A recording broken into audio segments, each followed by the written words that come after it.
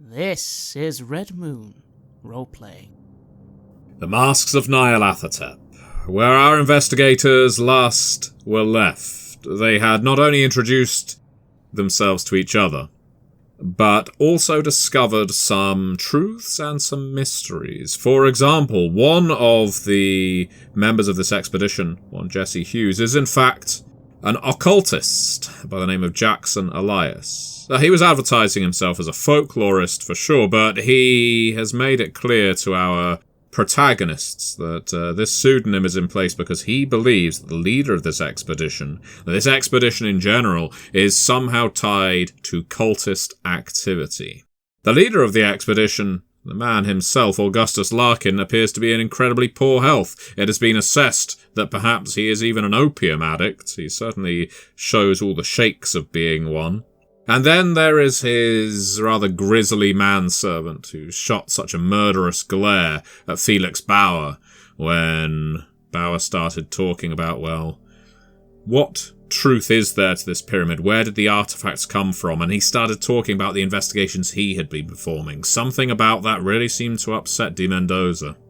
Still, your characters have got a few leads you can follow before the expedition heads out into the mountains. You've got a couple of days, maximum, for any prep that you wish to do. And that prep involves research and, indeed, equipping yourselves. This isn't a shopping trip in the style of many an RPG, so much as the chance to pick up the last possible resources you might need in a near-death situation. And so we join our characters in this bright and clear morning in Lima. It is neither drizzling nor windy. It is crisp and fresh as you wake up in your hotel with several leads to possibly chase down. There was the Hotel España, which is where Larkin and de Mendoza are staying. You are all at the Hotel Mori. You had seen de Mendoza at the Hotel Mori when you first arrived, but he hasn't been there since, at least so far as you know. But there is also the Museo de Arqueologia y Antropologia, or in English, the Museum of Archaeology and Anthropology, that's abutting the University of Lima, where Jackson Elias said that there was an expert, someone certainly well versed in Incan pyramids, archaeology, and so forth, who had asked Larkin whether he wanted to benefit from his expertise many times and was each time rebuffed. So that is Professor Sanchez of the museum. There are more things besides. And when I say that, I mean you have been introduced to a cast of characters now who you can choose to get to know as well as you see fit. You can explore Lima as much as you wish. Those two places, the hotel and the museum, are just two I am highlighting, but there are more places you can visit under your own steam and recognizance, and I promise you will encounter things in each. So, let us turn over, first of all, to Madeline Hopper. Madeline, this is the first time you have woken up, well, with a clear mission in your mind. You know that soon enough, an expedition is going to be taking you into the mountains.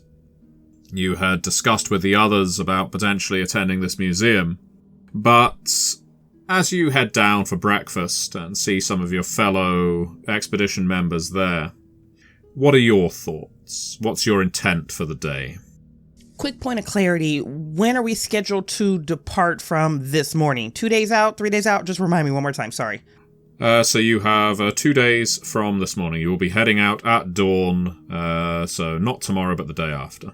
Okay. So as I'm coming down the stairs, as my everything, my body temperature, my breathing, my sinuses, my soul, everything is trying to acclimate to this weather, this altitude, this heat. And I'm kind of like getting energized and excited about everything that could be before us. The mystery, the questions, all of these puzzle pieces that just need to be shifted or reframed or turned around to fit perfectly. I'm getting excited about this opportunity. I enjoy things like this. I enjoy the travel. I enjoy the exposure, and I enjoy the mystery.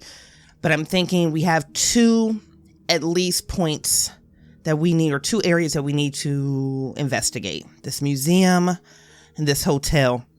And as I'm thinking and I'm puzzle piecing and I sit down at the table, I just want some clarity from who's going to the museum again. I remember there was a discussion about possibly getting, and I kind of roll my eyes and wave my hand, the white card into the door.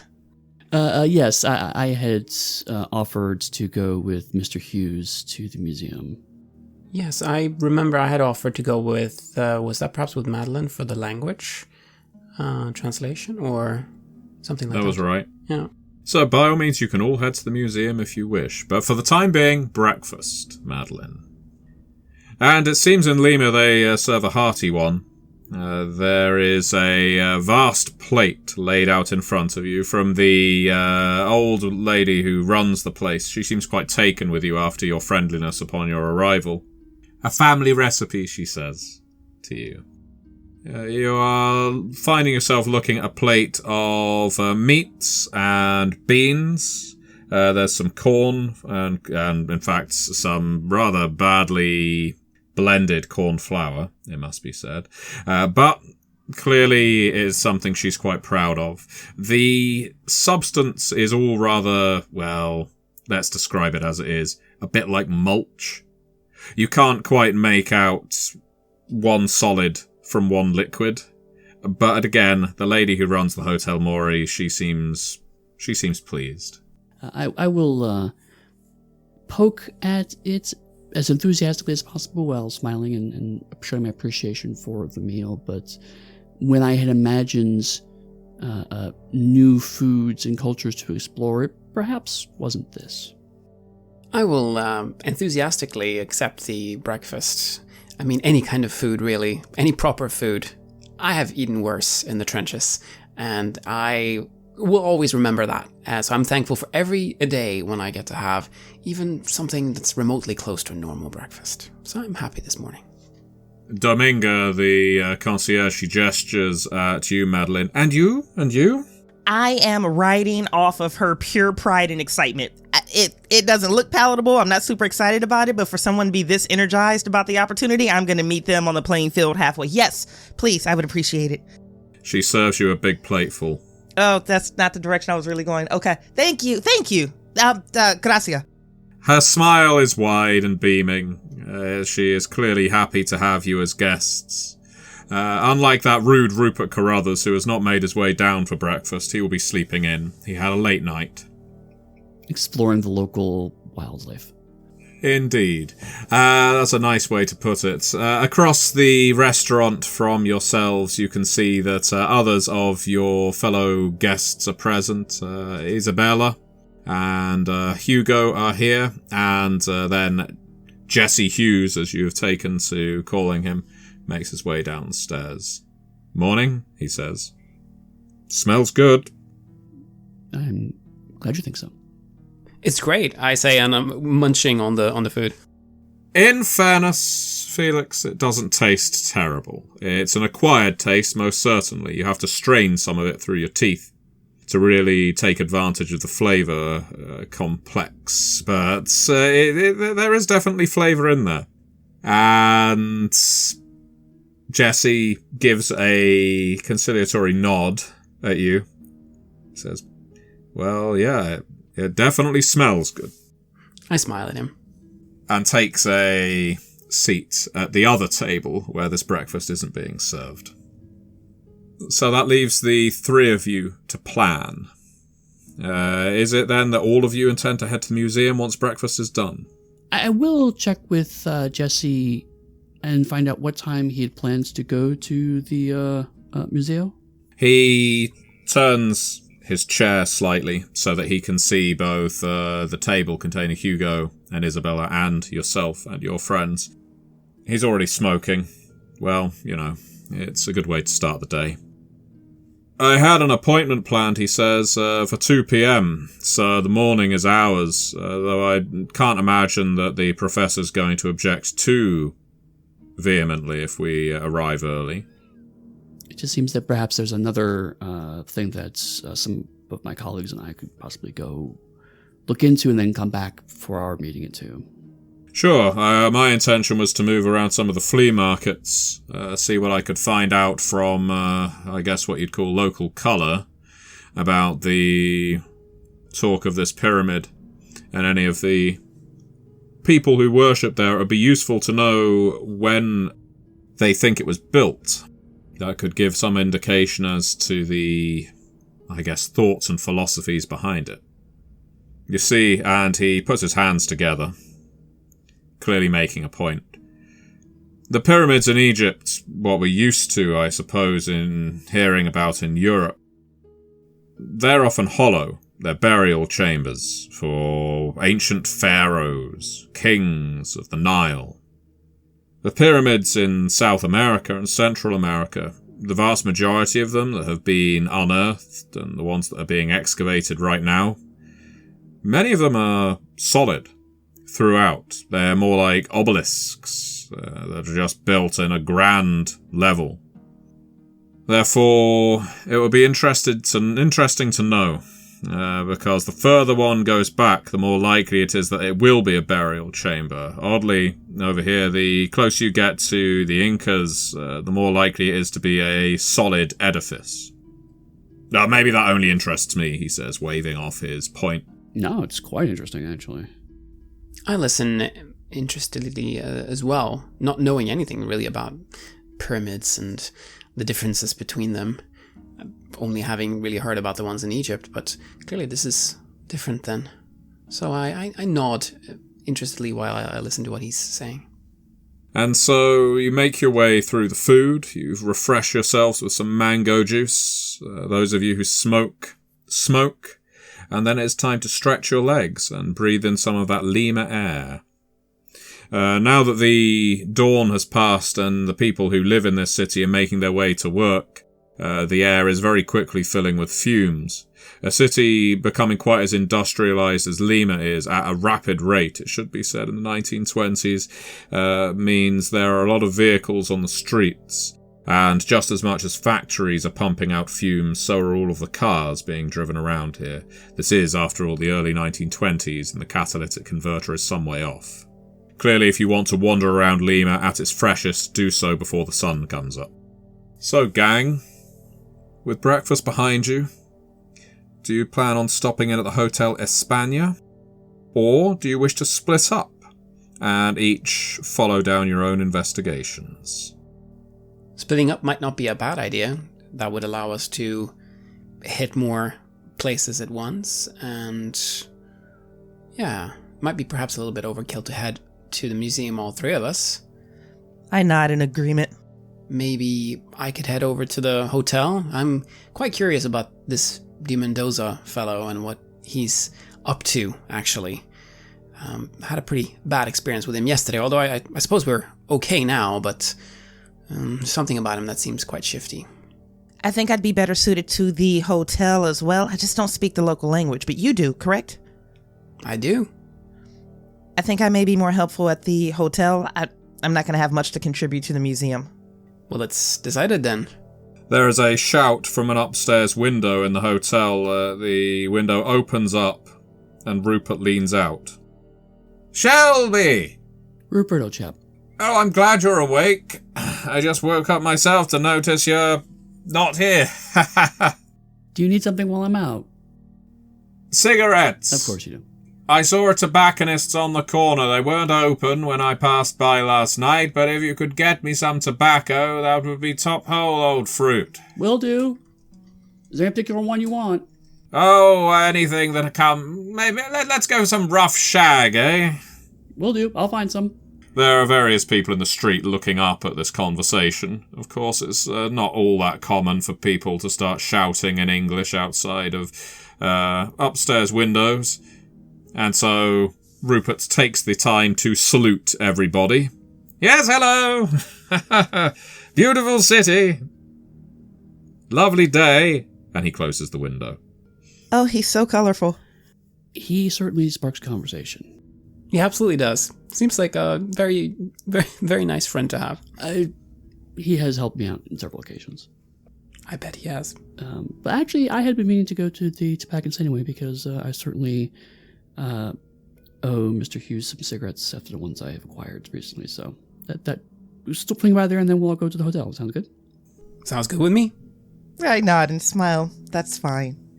You head into the local tobacconists, then, Shelby leading the way. And this is only a small joint, shelves on left and right and a counter directly before you. This is the kind of tobacconist that, along with tobacco, is selling medicines and candies, boiled sweets and the like, as well as, hard-boiled candied corn, very popular in this part of the world. The man behind the counter, huge drooping mustache, who seemed half asleep as you entered, as you take more than a step in, immediately looks up at you, big beaming smile, and he can make you for an Englishman, or indeed American, straight away. Senor, welcome! Welcome! How can I help you? What is it you're looking for, huh? Welcome, thank you. I'm looking at what kind of cigarettes you have available. Oh, cigarettes. We have the cigarettes from all over the world in here. Yes. Or tobacco, so that you can make your own. And he makes a gesture of rolling your cigarette as if you don't know what that is. I will look around the shop. Is there a chance that Elias's brand is here? There is a chance. Make a luck roll. The most trivial luck roll in the game. You can't critically fail a luck roll, the good news. 19. This is the best roll I've had so far. Yes, his brand is indeed stocked. He was smoking Camels. Could I have some Camels and then any of your good rough shag? Yes.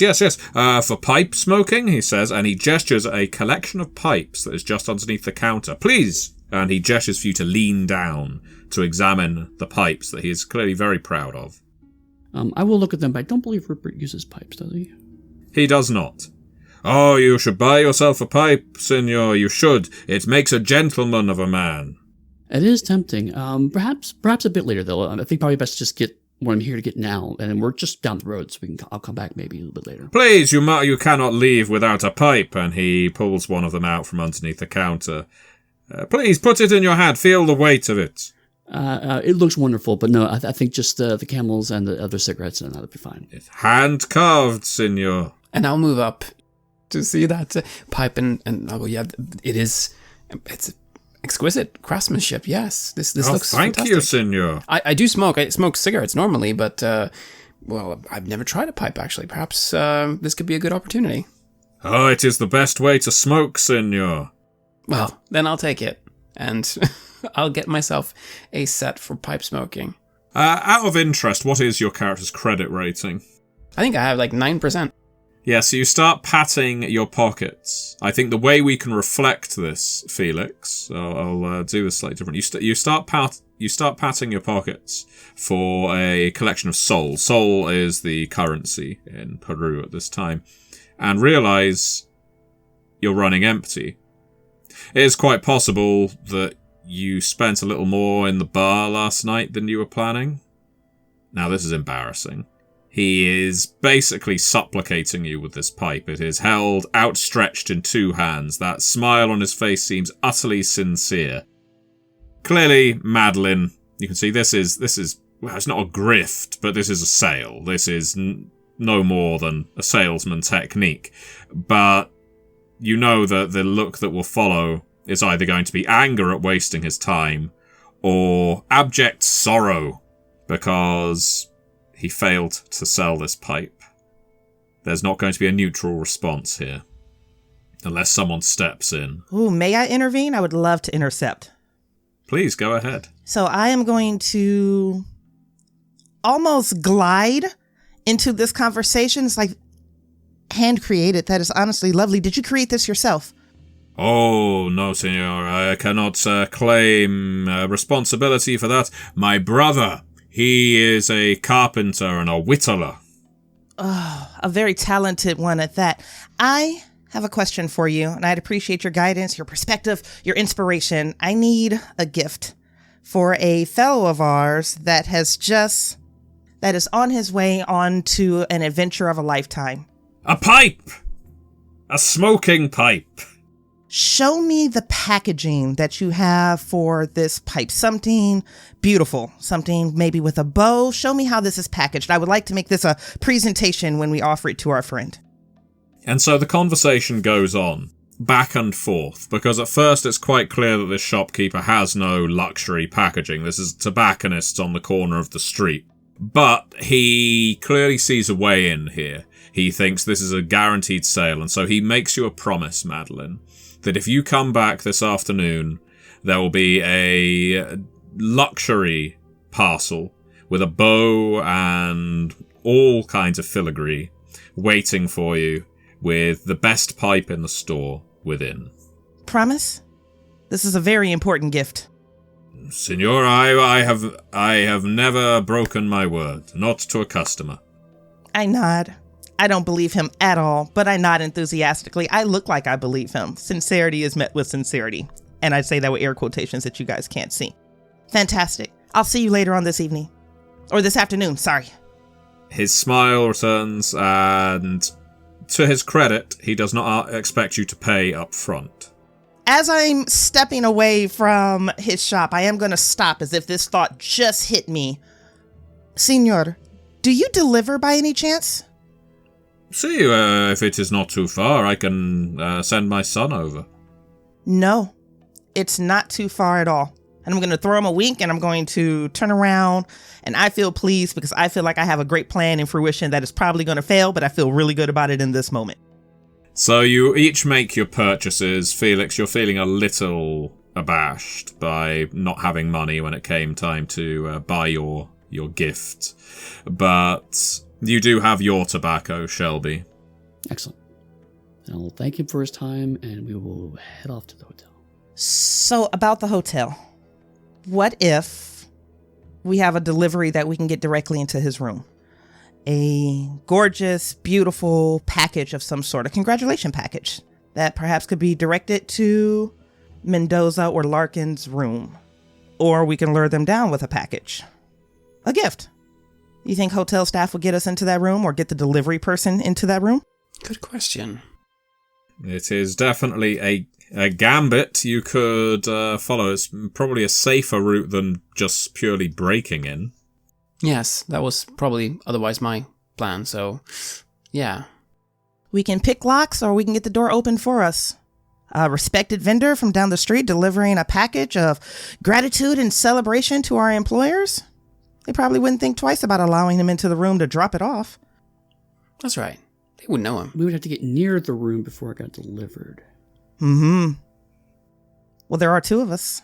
Well, maybe canvassing the hotel is a good idea. And so, heading over to the Hotel España, which is several blocks away, but it's a small establishment. It only has about 12 rooms to it, split over 2 floors, on the corner of a busy street of shops in Lima.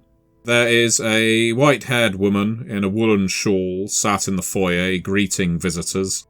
This is clearly if not a custom, something that's fairly common in this place in Lima, to have a woman of middle age sat or standing around in the foyer, because you had much the same thing in the Hotel Mori. And she greets the three of you, eyes you inquisitively, and then she says to you in Spanish, "Are you looking for rooms? We have 4 rooms." And I'll translate that for the rest of the group. And she's looking at you expectantly. She turns to Felix again. 4 rooms? You want a room? I'll be right back, and I'll just take my friends outside. What are we doing here again? I think we're just doing some initial recon. It's interesting that they're staying at this hotel and not the other one, correct? Yeah, that they're not staying with you. The Hotel Mori is considerably larger. Really, it was the only reason for coming here was maybe to find out a little more about your sponsor, Larkin, and his bodyguard, butler, de Mendoza. But it is not mandatory. Certainly, while this isn't a security operation, what is currently sat in the foyer is just an old woman. It is a pair of eyes that's keeping quite close scrutiny on anyone passing to and from the hotel. Do they have a bar and breakfast and like a lobby area as well? Nope, this is purely bed. Very little board. So it's a lobby that goes straight up to a staircase that takes you to rooms above. To the hotel's credit, it's painted in a rather eccentric manner. Bright primary colours covering the foyer, along with some paintings and photographs studded here and there. There's even some statues and plants in corners. It seems that anything that could be brought into the Hotel España to make it look bright and cheery and full of life has been brought here, but there's no way of disguising the fact that this is a house that's been converted into a hotel, really. Oh, okay. So it's somewhere between a bed and breakfast and a hotel. Yeah. If there's breakfast being made for people, it isn't in a restaurant. It's being brought up to rooms.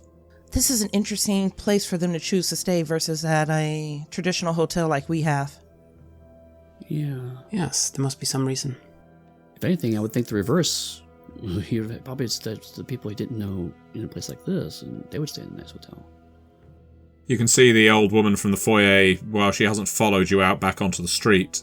Her eyes are on you. She's smiling. She's not glaring or anything like that. She's waiting for you to come back and say whether you want the rooms she's offering. I'm going to light up a cigarette while we're talking to make it look like we step outside for a cigarette. Very polite of you. Not so many polite people walking through the foyer lit up.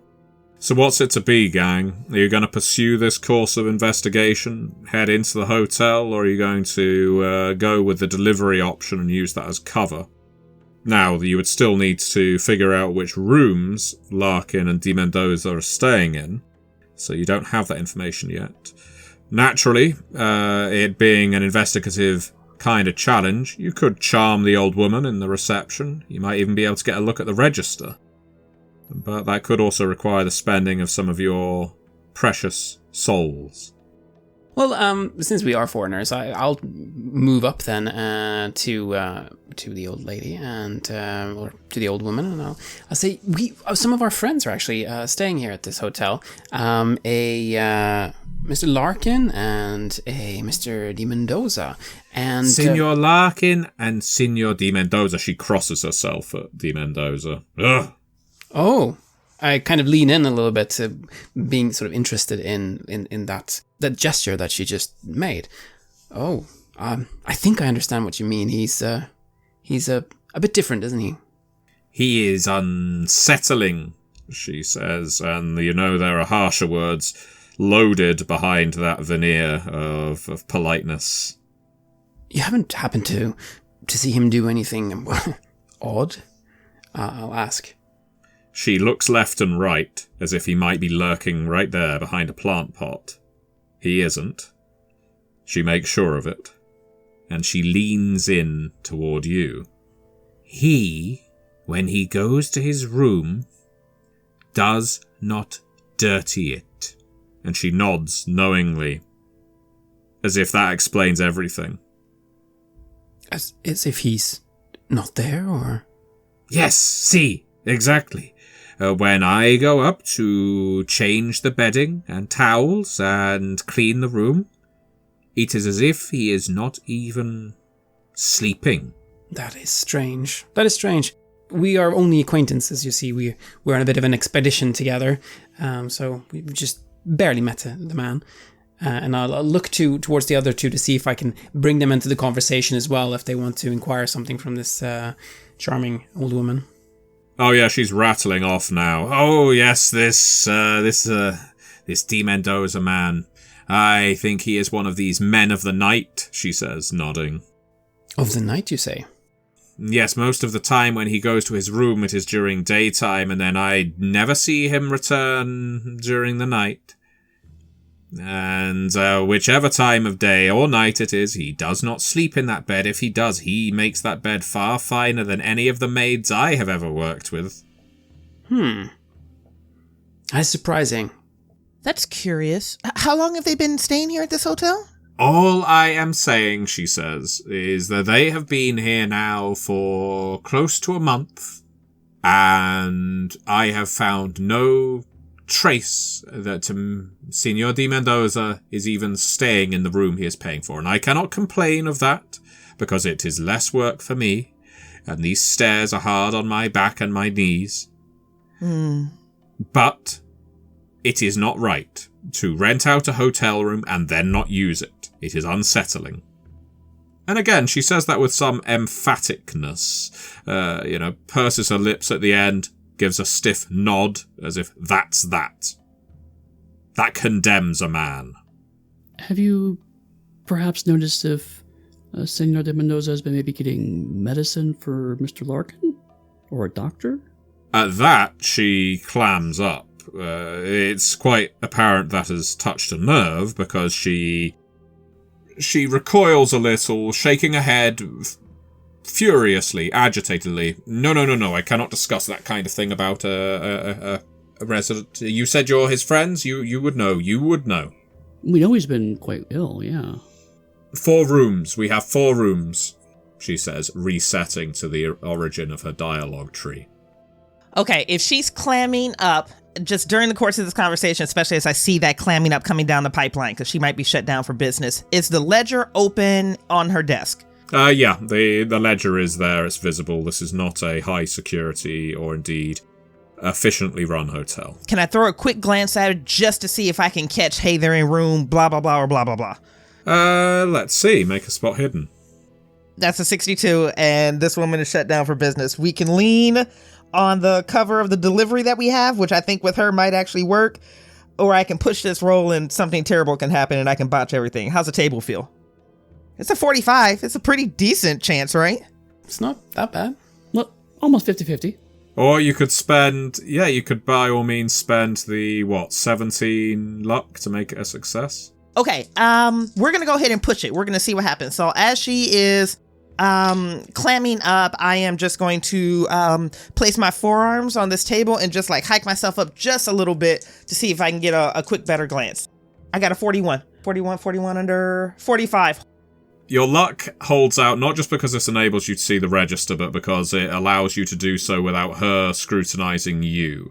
Because all of your dialogue with the old woman is transferred through Felix, her attitude is directed at Felix. So, Madeline, you're leaning against the counter for a second and taking a look at the register allows you to see what is very simply which guest is in which room.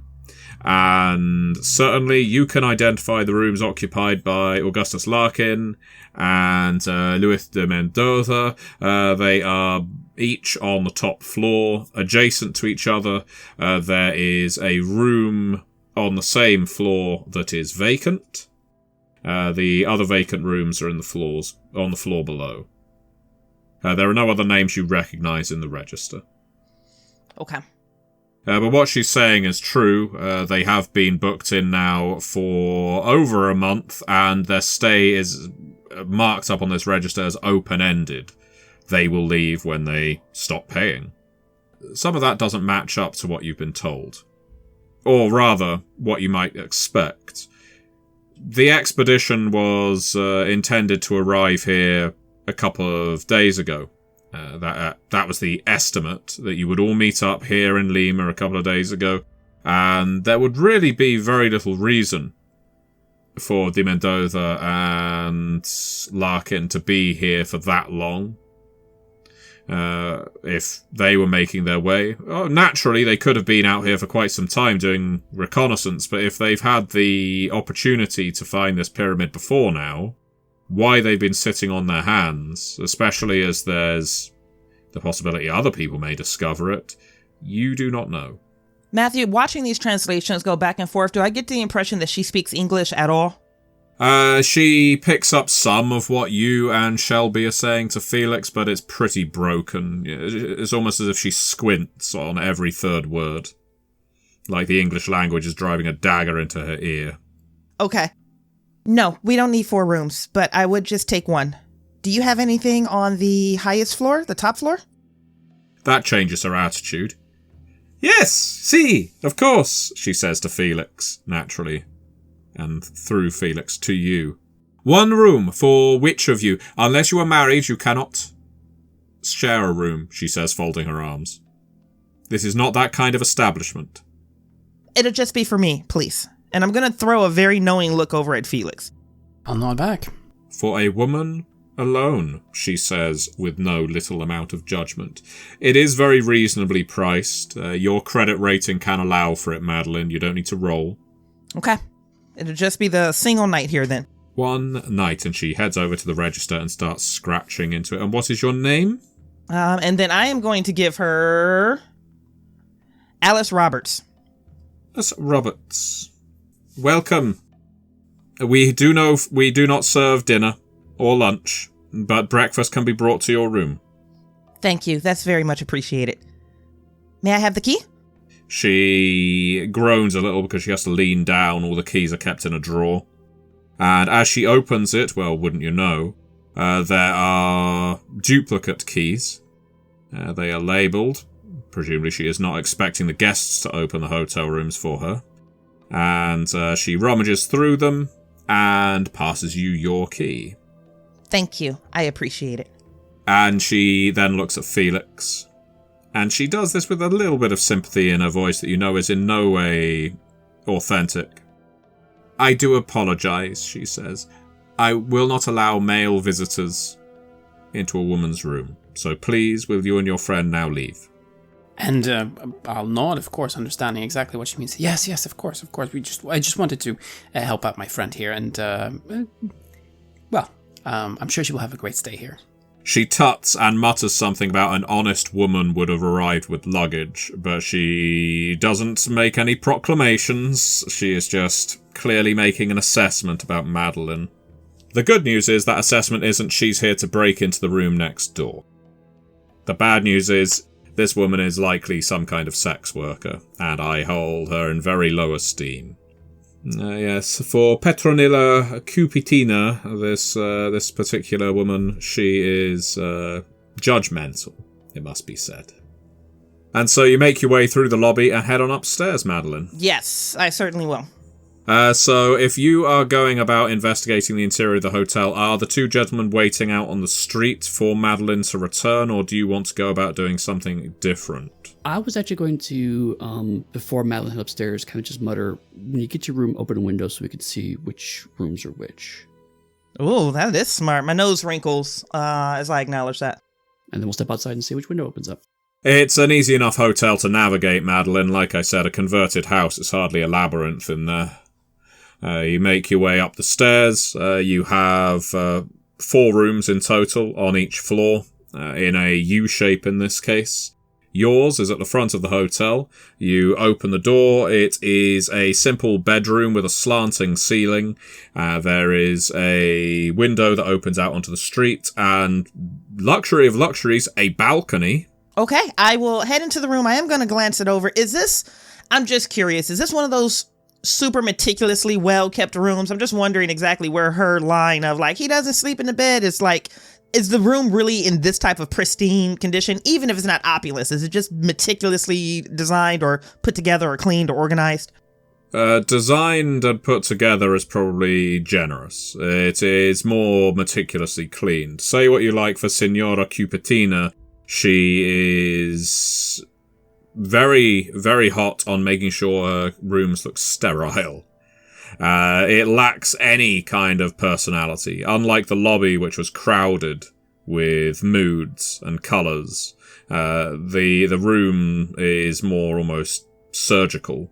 It's one of those things you have to appreciate when you interact with a new person or you come into personalities like this. As soon as I come into the room, shut the door behind me and lock it behind me, and I'm looking over the room at just how sterile it is, I almost can't help but just to crouch down and like run my finger along the baseboard just to look to see exactly how ridiculous this particular woman is, because characters are characters, and this is something that I could embody or possibly present for, like, I don't know, another face one day. But I am going to look at my finger just out of curiosity to see exactly how clean the baseboards are. You have found a flaw in Signora Cupitina's cleaning. Well, maybe it's because her knees and back hurt too much now to lean down that low, if you are feeling generous. Or she's all about the pretense of cleanliness, but just doesn't get into those nooks and crannies. Oh, so many fun layers. I enjoy watching people. I'm going to head out to the balcony and lean over and try to make eye contact with my friends, my new friends.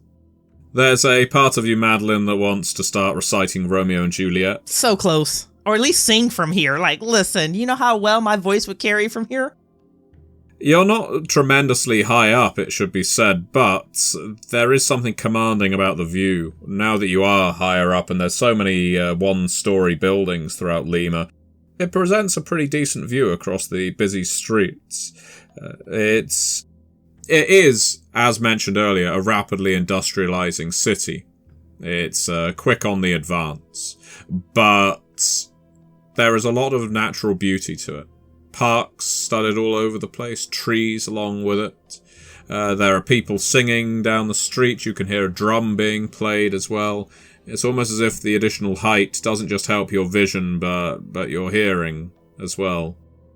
All the sound is rising and greeting you at your balcony. Oh, I'm kind of struck like that for a moment. I'm looking for my friends, and then my gaze lifts, and I'm just absorbing all of that experience. And just for a moment, I kind of like almost blink out as I'm just like absorbing and metabolizing that. And I just think for a moment, it's like, this is a really beautiful city. And I blink twice and I look back down. The two of you can see Madeline up there, admiring the view. I'll wave slightly with the cigarette in my hand. I'll nod as well, acknowledging her. All right, so that's the room that she's gotten. Yes, we'll see if we find any other windows on the other floor, on the same floor. Well, the good news is at the front of the hotel, there is another one of these rooms, so undoubtedly that's going to be... In fact, you know that is Augustus Larkin's that's next to you, Madeline, based on the register, which would make the Mendoza's just around the corner. So I'm going to point to those two rooms. Just a quick question. You say this is just like a house, so I don't have to scream down to be heard. No, far from it. You're only one floor above ground. Okay, so L is here and M is that direction. Okay. I'll nod at that. Can you listen to see if you can hear if L is in the room? My nose wrinkles and I nod yes, and I can get in there if that's the play that we want to make. If you're feeling confident enough. From the balcony, I mean, I'm not necessarily suggesting acrobatics here and now, although in terms of an escape, it might be useful to know. You could probably jump from one balcony to the other. It is not perfectly adjoined. There is not a bridge between them or anything like that. But there is a rail that surrounds them, and should you need to pass through Larkin's room and get out to his balcony, or indeed jump from your balcony to his, that is a possibility. I'm going to go see if maybe either of them are in their rooms, and if not, maybe one of you can give me a heads up if they enter in through the front door. Got it. And I'll keep an eye out. I'll give a loud cough if they do anything. A loud cough is going to be the signal. Okay. As inviting as the opportunity of jumping from one balcony to the other is, I'm just going to step back outside of my room, lock it again, and I'm going to go listen at both of those doors just to see if I hear any activity whatsoever. Make a listen roll. My listen is a 25, and I just rolled a 99 at the first door. Would you like to spend luck? I mean, it's a critical failure regardless. There's no reason not to. Okay, let's do it again. A 14. Okay. You can hear snoring from behind Larkin's door. He is clearly sleeping within, or someone is. Okay, good to know. Also very interesting to know, because he should be up and at it. Oh, most definitely he should be up and at it, but if he does have a drug problem... Okay, I am going to rule that bad boy out, and then I'm going to quickly go and listen at the Mendoza door. No need for a roll here. There's no sound to be heard. So I look down at the locking mechanism on this door, and I feel semi-confident that I can get through it. And I'm just on my way to playing with this lock, and I think about something that the front desk lady said about he's never here during the day, but he's always out at night. Is that what she told us? Basically, he arrives during the day, so around dawn, but he never seems to sleep, because the room is always perfect. and he always leaves the place at night.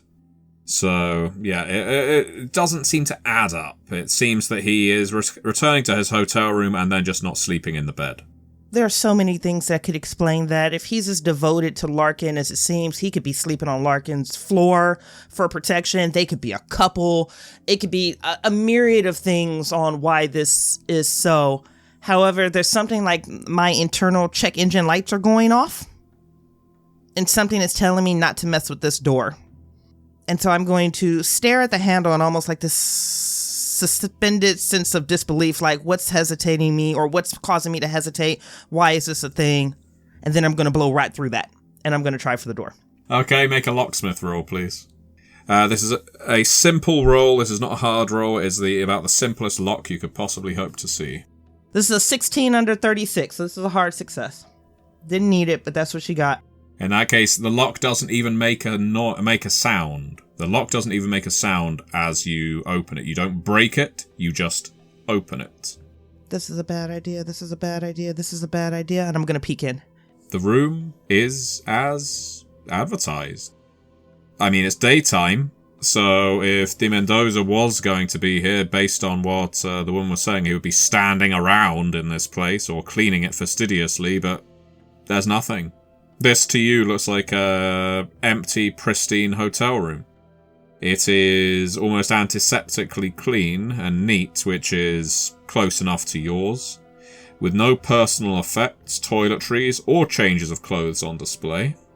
And just as Petronila told you, the bed is neatly made. That is so incredibly unsettling. I want in and out of this moment as quickly as possible. I'm going to look into the bathroom. I'm going to look underneath the bed. I'm just going to very quickly. It's not even every drawer. It's like every third drawer to whatever cabinet or nightstand or dresser there is. A quick peek off of the balcony without opening the door. And I want out of this moment. Because she's right. There's something very unsettling about this. Yeah. Now that you say that, the word she used does actually seem just about perfect to describe. It's uncanny. It is unsettling. You say you are, everywhere that you've just described yourself as checking. About the only one that doesn't exist is the bathroom. There isn't one in this case. There's one at the end of the hall. But you can check underneath the bed, most certainly. When you say you're checking underneath the bed, you're basically checking the floor, right? Correct. Are you doing so with haste, as in just dropping to the ground and looking around, or are you gently lowering yourself to examine what's underneath there? No, I want out of this moment. So this is just dropping to my knees and just like very quickly pulling up the duvet or the sheets or whatever they have and just glancing under it. Basically, I'm just looking like he has no personal effects in here. Maybe there's a trunk underneath the bed. But deep down inside, Keeper, I really hope there's absolutely nothing there because I want out of this moment and out of this room. Yeah, the longer you stay here, the greater the possibility, of course, you realise that de Mendoza could just come back. He could. I'm not going to hear a cough from inside this room unless it's a really loud cough. So let's get in and out of this situation. Yeah, you're not at the front of the hotel anymore. And in some ways, it even feels like he is here with you right now. Could I ask for you to make a luck roll? I'm rolling under a 56, and that is a 98. You feel breath on the back of your neck as you lean down to look underneath the bed. It is as if there is someone stood right behind you. You didn't hear any footfalls on the floorboards. There was no creaking to be heard, and indeed our two gentlemen outside the hotel did not see anyone approach. But you feel hot, moist breath condensate on the back of your neck. And a voice follows. And while it is spoken in Spanish, Spanish dialect that is, well, most certainly uncommon to you, but even more so it feels rustic, maybe heavily accented. And yet somehow, on some level, Madeline, you completely understand the words.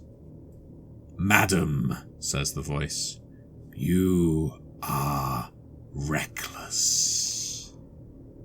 I would like for you to make a sanity roll. It is a Whoo! Thank God I put a really high roll in power. It's 71 under 75. Okay, you lose nothing. You are composed. This is not one where you will lose a perfunctory amount of sanity even from succeeding. In this case, you can keep it together. It must be in your head. The rationalization is kicking in. There isn't anyone in the room. You would have heard them approach. This is panic. It's panic. It's panic. It's panic. It's panic. It's panic. It's panic. But I still whip around, expecting to see someone behind me. That may have been a mistake. Because as you turn around, what you see before you is a mound of tongues. In the rough shape of a human, in terms of size and build, there is a mountain of tongues that writhe and coil and twist and grapple with each other.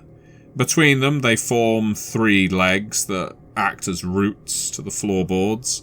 There's a trunk, a torso, and what may constitute arms. The head just keeps slipping and sliding off of itself and merging with the rest of the body. And each of the tongues, despite the fact there are no lips to surround them or indeed teeth to press against, lisp at you that the tongue is bloody. Now you can make a sanity roll. 53 under 75. We made it. It is still a hallucination. You must have eaten something. It must have been something in that breakfast. There must have been some kind of fungus, something.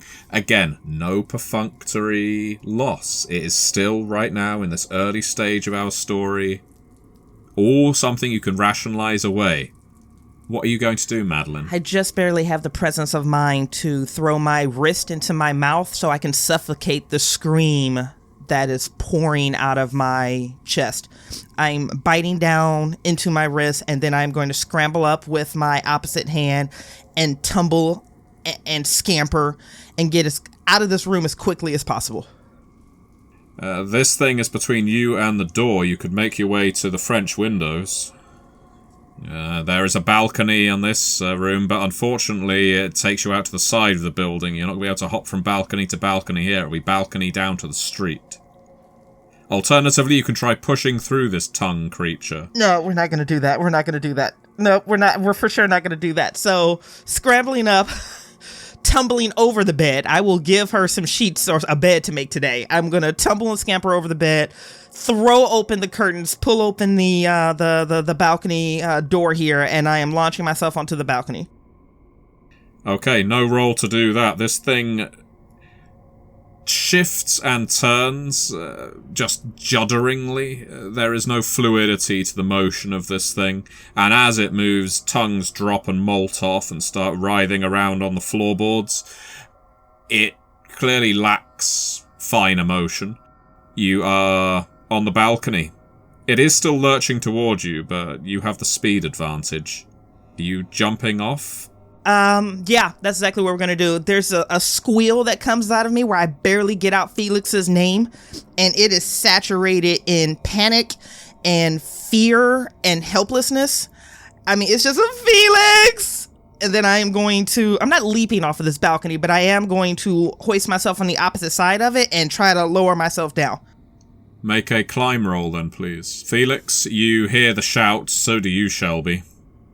It's from the side street running down the side of the hotel. I'll immediately begin making my way over there to help my friend. I'll draw my handgun as well as I rush after him. Well, sure enough, you can see Madeline there climbing down or dangling from the balcony. Madeline, how did that climb roll go? Poorly, 83 over 30, but she's getting off of this balcony. I'm either falling or I'm falling. If I see her falling, I'll try to catch her. Alright, so yeah, if you take the failure, we will look and see whether Felix is in a good place to catch. Felix, can you make a hard, I'm going to suggest, dexterity roll in this case?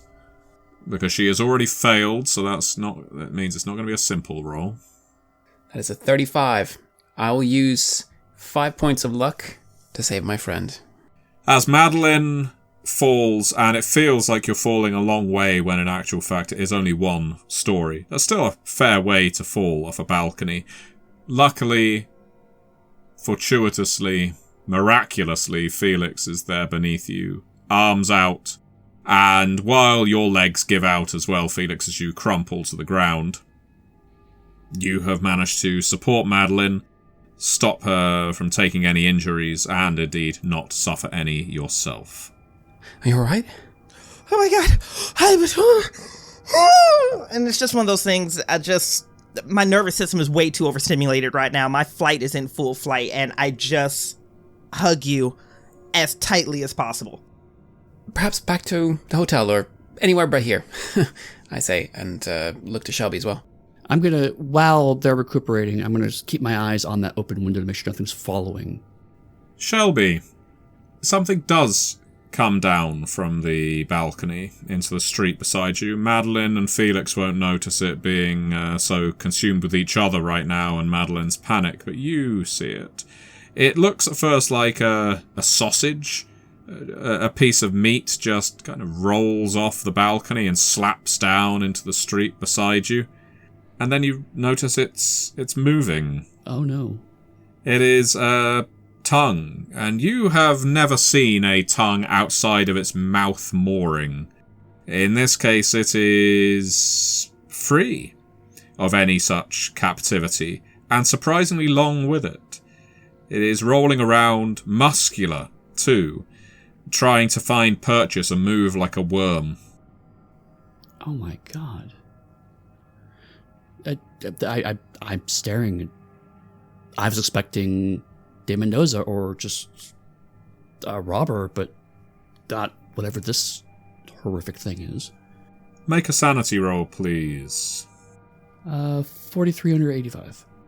So this is not the kind of thing that's going to induce some kind of mania in you. Again, it's the kind of thing you can perhaps rationalize. There must have been a fight, some kind of violence. Maybe de Mendoza had a victim up there. There's lots of thoughts that can go through your head right now, Shelby, none of which attach to there must be some kind of tongue monster up there.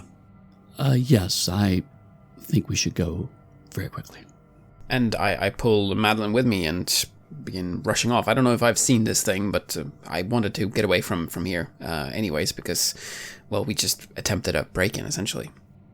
And so, our characters make their way at speed from the Hotel España. They haven't even made their journey into the mountains yet, and danger seems to be close. Their meeting with the professor at the museum is likewise close, but we will experience that pleasure in our next session.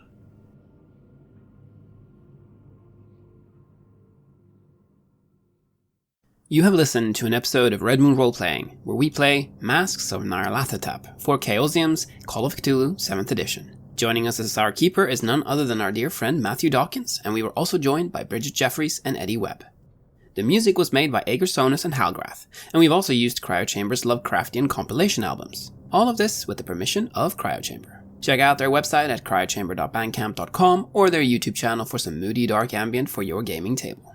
We would like to give massive thanks to our champions of the Red Moon: Martin Heuschober, Simon Cooper, Julia, Camilla, Bob Lange, Cameron, Graham Barey, Doug Thomson, Lily, Maciej, Black Templar, Dennis Sadecki, and Leonhardt for their generous support.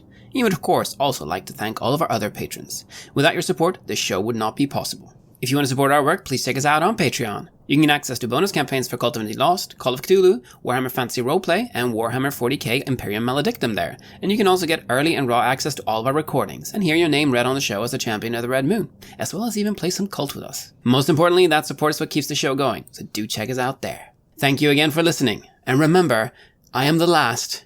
I will tell the audient void.